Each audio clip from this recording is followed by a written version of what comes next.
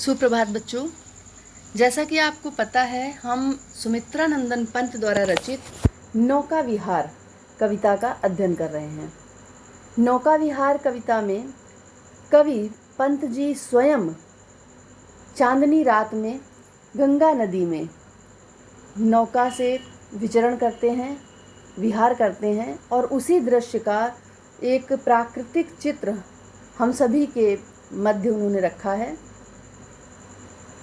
इस अंश में जो पद्यांश हम पढ़ने जा रहे हैं, इसमें गंगा का प्रवाह और उस गंगा की धारा के बीच में स्थित एक द्वीप, आसमान में उड़ते हुए चकवा पक्षी, इन सभी का चित्रात्मक शैली में वर्णन किया है। कवि कहते हैं, इसके पूर्व के पद्यांश में हमने पढ़ा था कि जब चांदनी रात में नाव लेकर चले तो जैसे जैसे नाव धारा के बीच में पहुंचती है, वैसे वैसे क्या होता है कि किनारे ऐसा प्रतीत होने लगता है दुगने ऊंचे हो गए। अब जब पहुंची चपला बीच धार, जब धारा के बीच में, चपला का अर्थ है नाव, जब हमारी नौका गंगा नदी की बीच धारा में पहुंची तो क्या हुआ, छिप गया चांदनी का कगार।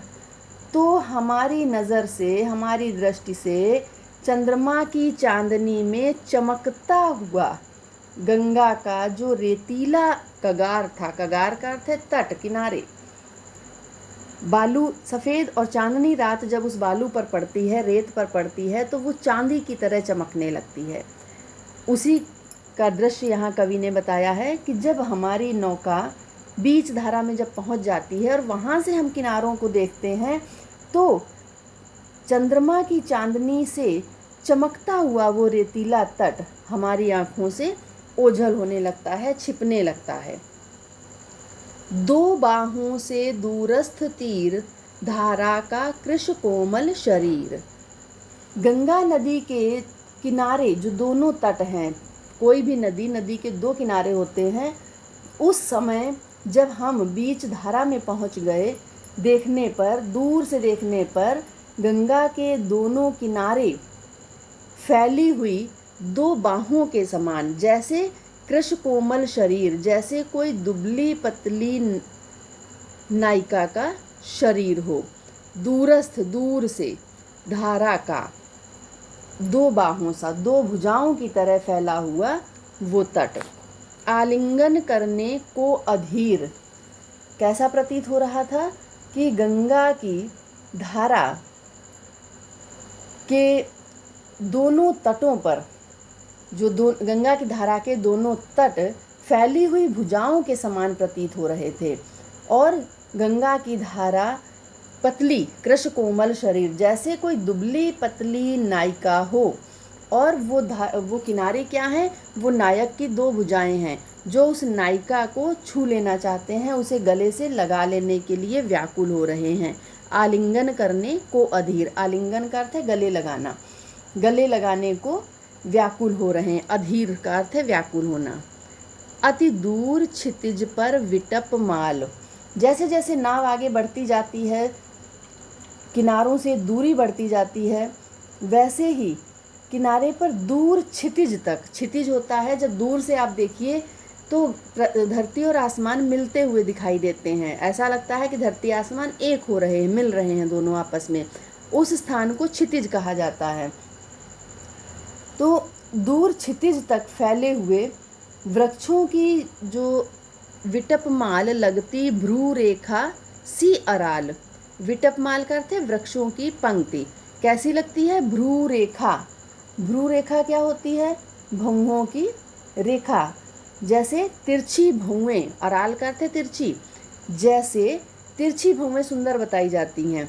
तो पंक्ति किनारों पर ऐसे प्रतीत हो रही है, ऐसे सुंदर लग रही है जैसे किसी नायिका की तिरछी भौएं हों। अपलक नभ नील नयन विशाल, और एक टक, अपलक बिना पलक झपके, आसमान बड़े बड़े, विशाल, विशाल का अर्थ है बड़े बड़े, नील का अर्थ है नीले, नीला आसमान जैसे अपने बड़े बड़े नेत्रों से देख रहा हो। आसमान कैसा प्रतीत हो रहा है? बड़ी बड़ी आँखों के समान। एक गंगा को नायिका के रूप में चित्रित किया जा रहा है। यहाँ पर धारा को कोमल दुबला पतला शरीर बताया किसी नायिका का, गंगा की धारा को। दोनों किनारे नायक की भुजाओं को बताया गया, नायक की भुजाओं के समान बताए गए। और जो वृक्षों की पंक्ति है, वृक्षों किनारे किनारे जो वृक्षों की एक पंक्ति लाइन बनी हुई है, उसे क्या बताया? नायिका की तिरछी भुएं। और आसमान को, नीले आसमान उसके बड़े बड़े विशाल नेत्रों के समान प्रतीत हो रहे हैं। माँ के उर पर शिशुसा समीप सोया धारा में एक द्वीप। गंगा की उस धारा में आगे बढ़ते हुए जब हम पहुँचे तो हमने देखा कि एक द्वीप उस धारा में, बीच धारा में है, जो ऐसे प्रतीत हो रहा था जैसे कोई बच्चा, शिशु सा, उपमालंकार है, शिशु सा समीप, जैसे कोई बच्चा अपनी माँ से चिपक कर उर पर, माँ के सीने पर, माँ के हृदय से चिपक कर सो रहा हो। उर्मिल प्रवाह को कर प्रतीत। उर्मिल का अर्थ है लहरें। लहरों के प्रवाह को, जब लहरें तेजी से जाती हैं और उस द्वीप से टकराकर, क्योंकि द्वीप की ऊंचाई काफ़ी होती है, तो लहरें उससे टकराकर वापस उल्टा हो जाती हैं। फिर क्या करती हैं? नदी कभी उल्टा नहीं चलती, वो लहरें जरूर वहाँ से मुड़ती हैं, पर वो अपना नया रास्ता बनाकर उस द्वीप से मुड़कर आगे की ओर निकल जाती हैं। लहरों के प्रवाह को उल्टा करता हुआ वह द्वीप वहाँ एक बच्चे के समान, जैसे कोई बच्चा अपनी माँ की छाती से लिपटकर सो रहा हो, ऐसे वो द्वीप उस धारा के बीच में स्थित था। वह कौन विहग, प्रश्नवाचक लगा है। कवि ऊपर आसमान में जब देखते हैं तो उन्हें एक पक्षी उड़ता हुआ दिखाई देता। विहग का अर्थ है पक्षी। तो कवि प्रश्न करते हैं स्वयं से कि ये कौन सा ऐसा पक्षी है जो इतनी रात में उड़ रहा है? क्या विकल कोक, क्या ये व्याकुल चकवा है? कोक का अर्थ है चकवा। चकवा एक पक्षी होता है जो चंद्रमा को लगातार देखता है और केवल चांदनी रात में ही वो अपनी चकवी से, अपनी पत्नी से मिल सकता है। अंधेरा जैसे ही रात होती है और चांदनी रात जब होती है तब वो मिल सकता है। सवेरा होते ही उनका विरह शुरू हो जाता है। उन विरह का अर्थ है उनकी दोनों की जो दूरी है, उनका मिलन समाप्त हो जाता है, दोनों एक दूसरे से बिछड़ जाते हैं, वियोग। तो कवि प्रश्न करते हैं कि ये उड़ता हुआ जो पक्षी है ये कौन है? क्या वह चकवा तो नहीं है जो उड़ता हरने निज विरह शोक, जो अपने वियोग के कष्ट को दूर करने के लिए उड़ रहा है? छाया की कोकी को विलोक। कोक का स्त्रीलिंग कोकी, चकवी। विलोक का अर्थ है देखकर।